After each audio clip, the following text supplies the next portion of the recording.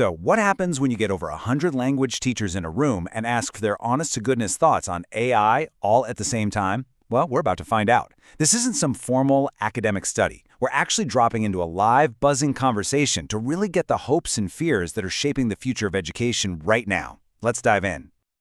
Okay, so let's set the scene. We are inside a keynote at the International School Basel in Switzerland, and the energy in the room? It's absolutely electric. This is not some controlled experiment, you know?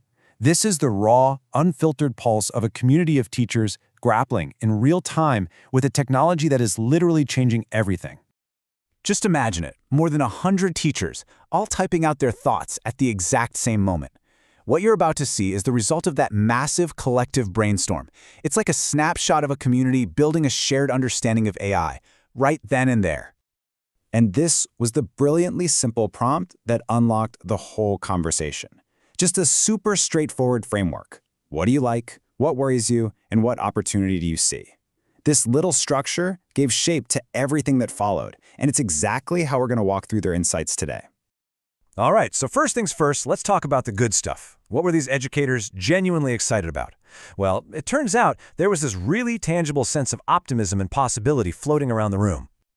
Right off the bat, 3 big themes just jumped out from the conversation. Teachers are seeing AI as a way to get some precious time back, as a partner to spark creativity, and as a seriously powerful tool for personalizing learning for their students.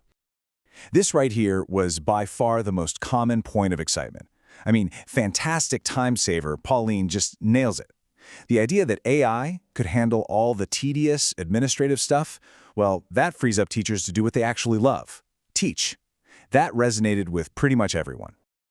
And, you know, teachers are already seeing AI as way more than just a simple assistant. I love how Maria F. puts it here. It's about bouncing ideas, like it's a creative thought partner. It's for brainstorming more exciting lessons, which is just fantastic. And this really illustrates what so many educators are striving for. Personalization, being able to quickly create materials that are, as Studious Iguana says, tailor-made for students. That means you can meet every learner exactly where they are. That's not just a time saver, that is a total game changer for creating an inclusive classroom. But of course, it wasn't all sunshine and rainbows. With all of this excitement comes a very healthy dose of caution. I mean, these educators are on the front lines, and they see the potential problems just as clearly as they see the promise. This slide really captures the central tension of the whole conversation. You see, for every big hope, there's a corresponding fear. The same tool that could be a thought partner might also stop students from thinking for themselves. The time saver could lead to over-reliance, and the source of endless new resources could also be a source of bias and, just plain wrong information. And here it is, the #1 concern put perfectly by Cheerful Cricket: cognitive offloading. It's the fear that students will just use AI as an easy button, a shortcut that lets them bypass the hard work and the struggle, which, as we all know, is where the real learning actually happens.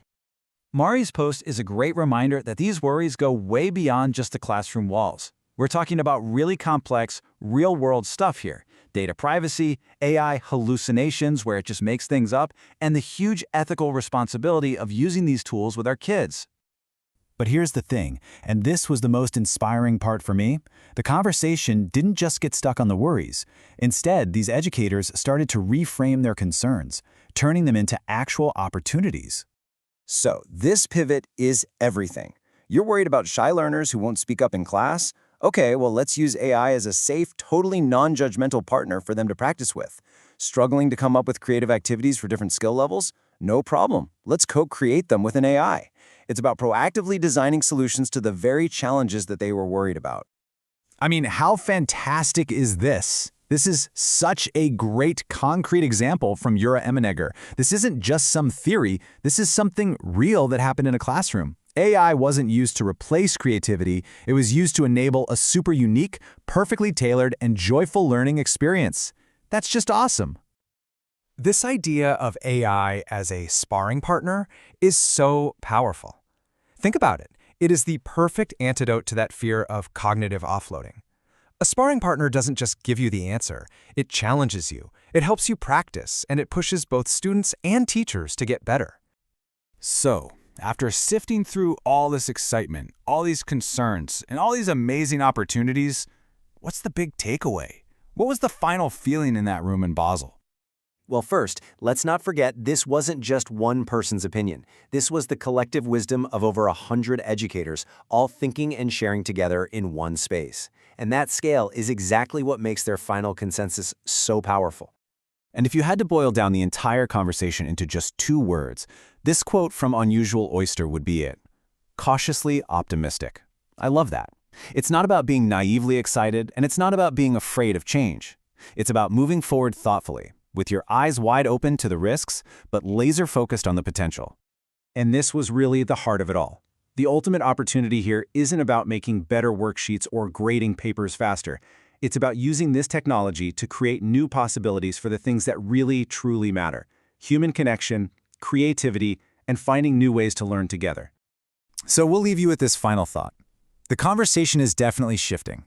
It's moving away from just focusing on the tech itself, and it's moving towards a focus on us.